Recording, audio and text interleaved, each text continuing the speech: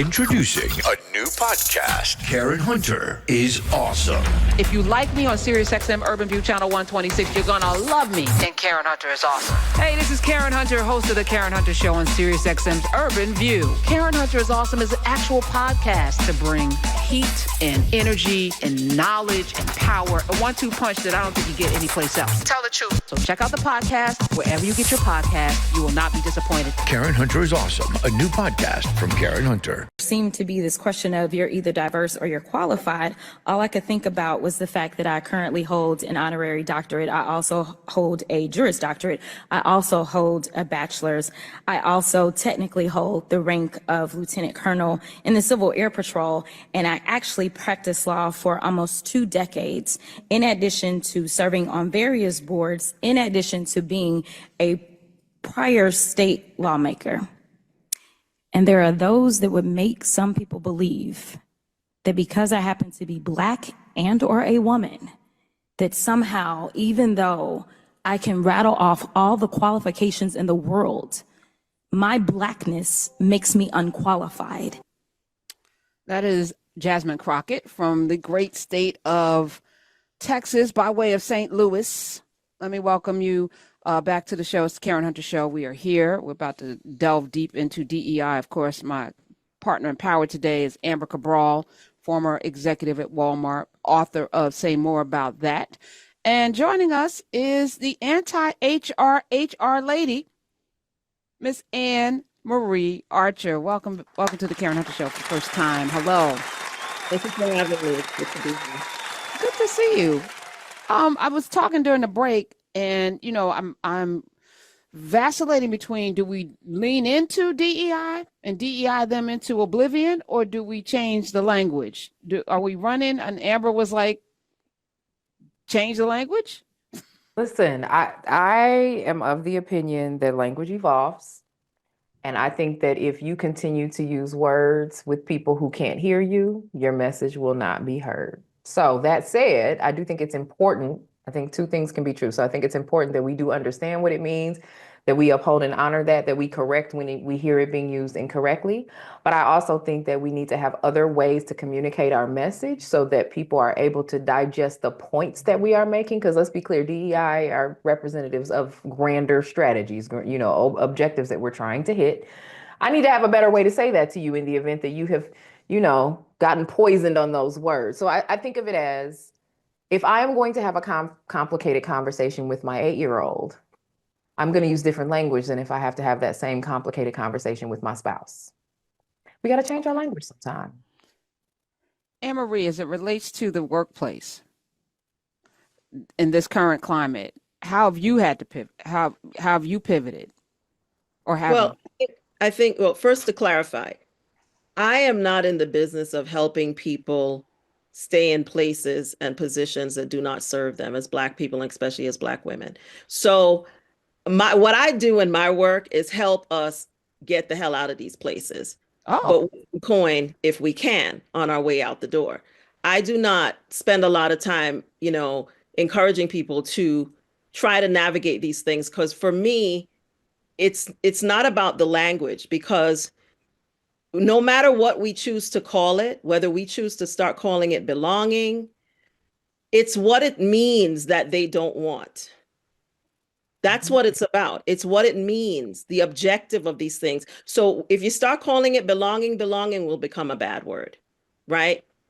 So you have to figure out a strategy to get where you want to go in spite of whatever they want to call it. Because if they want to make it about merit, I think we need to start talking about these things in the context of merit. Because if we're talking about merit, who is more meritorious than us?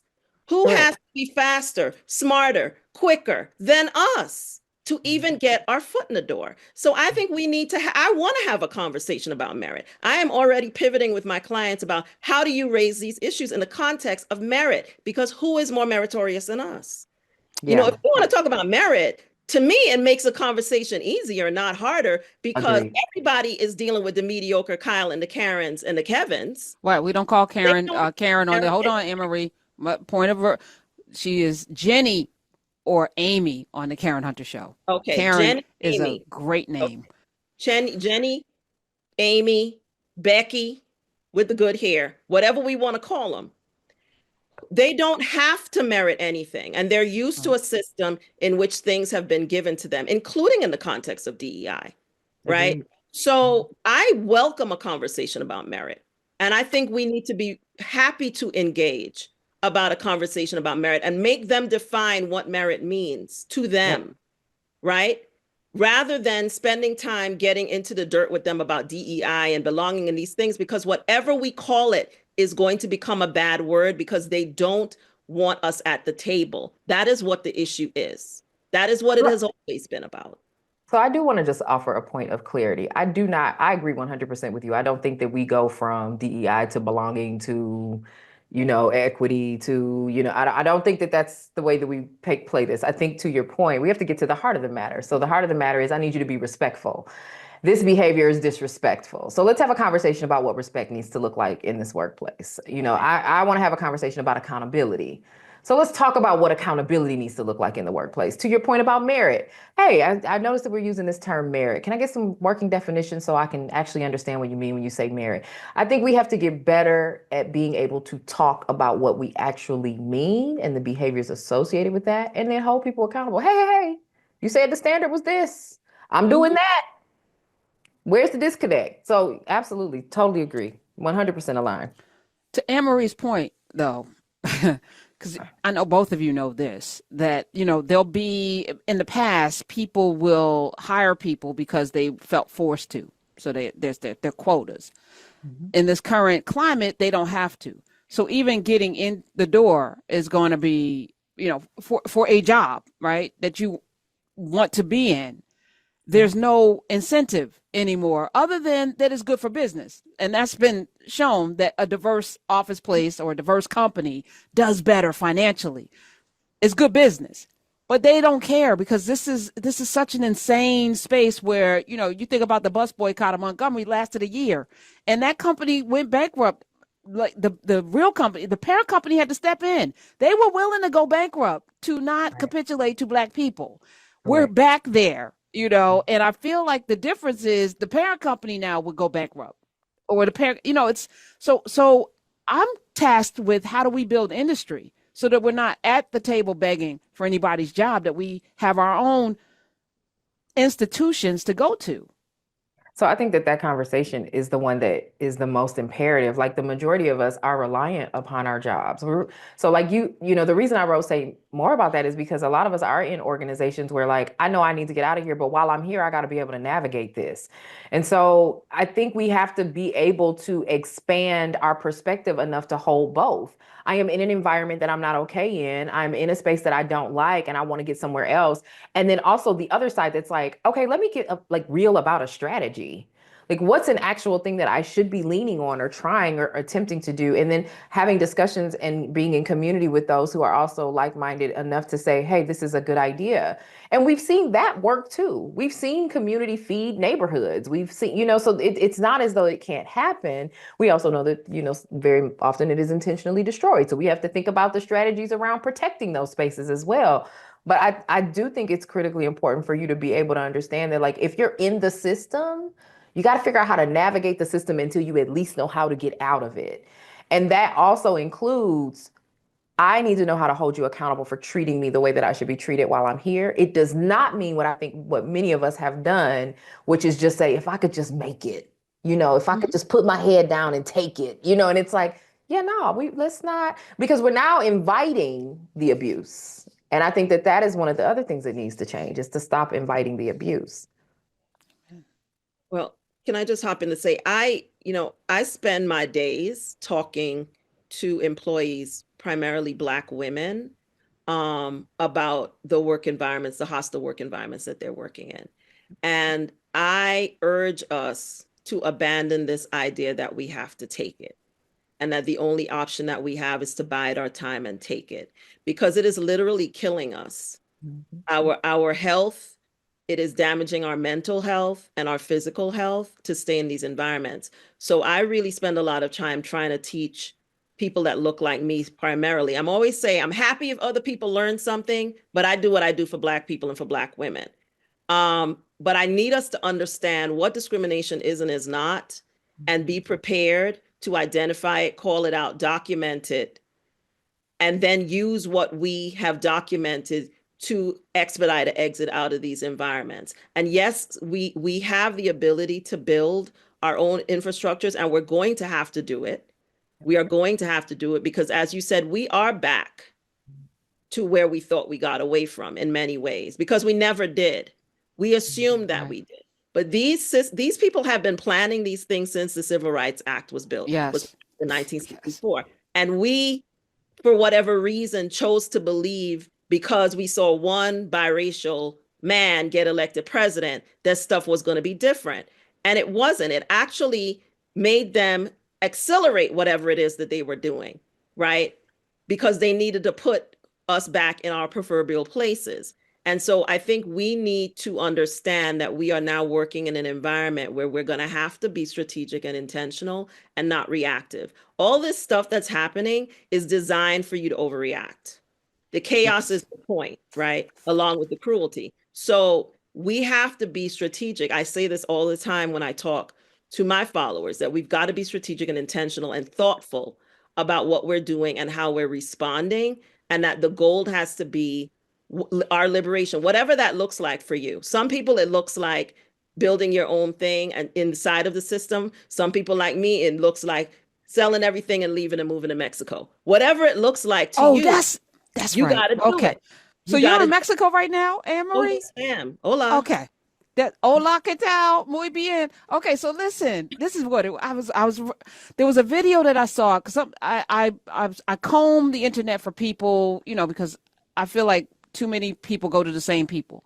I want to have a vast conversation, so that means we got to have a vast audience of people that come through. You left the country, ma'am. What was the breaking point for you, or the healing point? Because that was a move. Amber was talking about doing what you need to do for yourself and pick it up and go on. If that's it, tell us the story. Well, my mother, well, what it is, and I find for most of the people I talk to who have made this kind of a drastic decision to like completely redesign their lives, is my mother died, right? My mother died 4 years ago, almost 4 years ago. And she had been ill. She had Alzheimer's, but then it makes you think about when especially your mother, and you had a good mother, and I had a good mother. I don't know what people do when they ain't got a good parent, but I got good parents. Thank God my father is still here. But my mother, it's your mother, right? The person that brought you here is gone. And it made me spend time thinking about, am I living the life that I want to live? And maybe 8 weeks after my mother died, my nephew died. He was 29 years old. And we were close. And one of the things he and I bonded over was travel, because I worked in the international development sector. And so I had gotten to travel quite a bit in the job that I was in. But I was very unhappy in the job. And I was dealing with all the things that we deal with, especially in leadership positions, where white folks don't like it when Black people tell them to do what to do. They don't like it when Black intelligent women tell them what to do.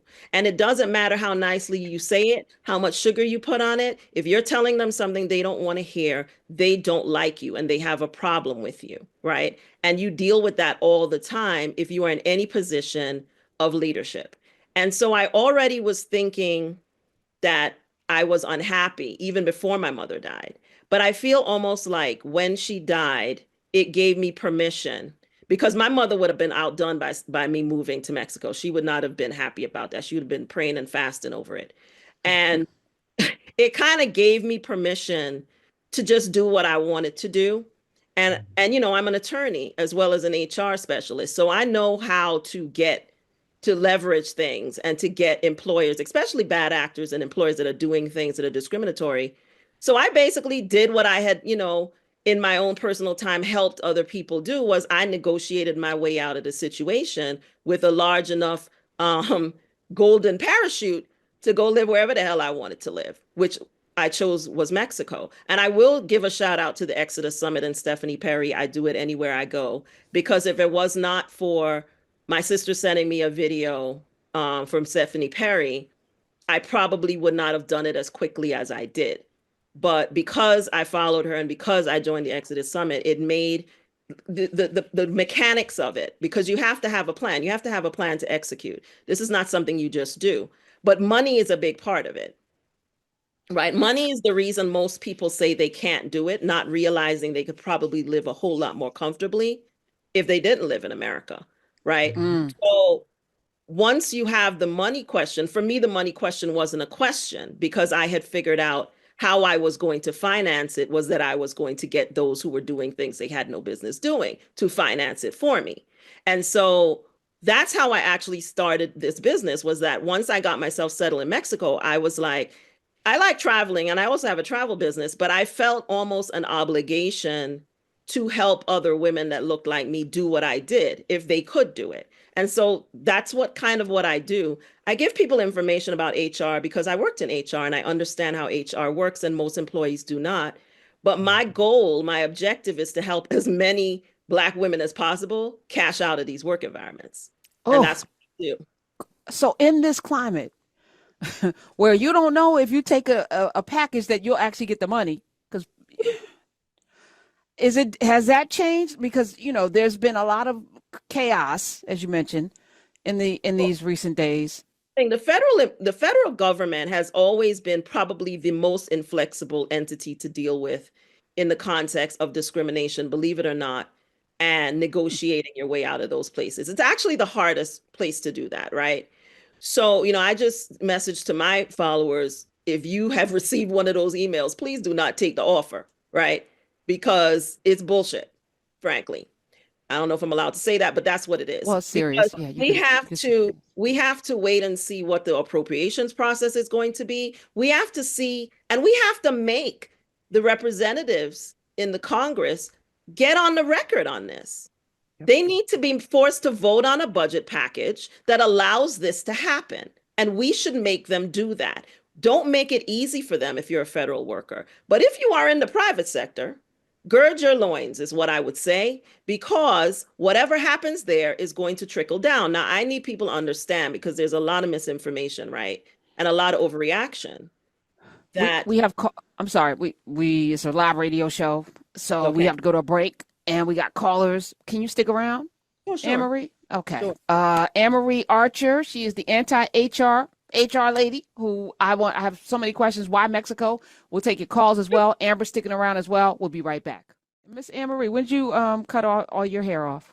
Because Amber just did this in December. Like 20, it's been a while. It's been almost 10 years, I would say. Oh.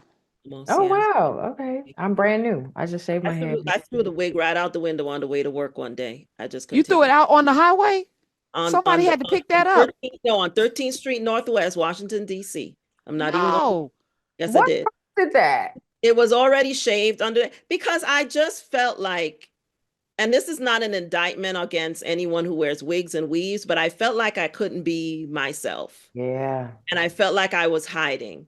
Yeah. And I was just tired of it. And them things itch. And I'm not one more. It's like when you decide to do something. Well, at least I'm that way. Once I decide to do something, I'm very anxious to just do it. And so once I let my cousin shave my head, I was just kind of like, why am I still wearing this wig? And I was just tired of it. It was getting hot. And I just hot. the window. And I was like, these people don't deal with it. What are they gonna do? Fire me? They can't fire me. So what are they gonna do? So you went into the office and you know what? All I got was compliments. Mm-hmm. Same. All I got was compliments, and landed probably the highest paying job before I got off the plantation, looking just like this. So to me, the moral of the story is just be whoever your authentic self is, whether it's a wig or weave or whoever that is, just be whoever you really are. That's it. Introducing a new podcast. Karen Hunter is awesome. If you like me on SiriusXM Urban View Channel 126, you're gonna love me. And Karen Hunter is awesome. Hey, this is Karen Hunter, host of the Karen Hunter Show on SiriusXM's Urban View. Karen Hunter is awesome is an actual podcast to bring heat and energy and knowledge and power, a 1-2 punch that I don't think you get anyplace else. Tell the truth. So check out the podcast wherever you get your podcast. You will not be disappointed. Karen Hunter is awesome. A new podcast from Karen Hunter.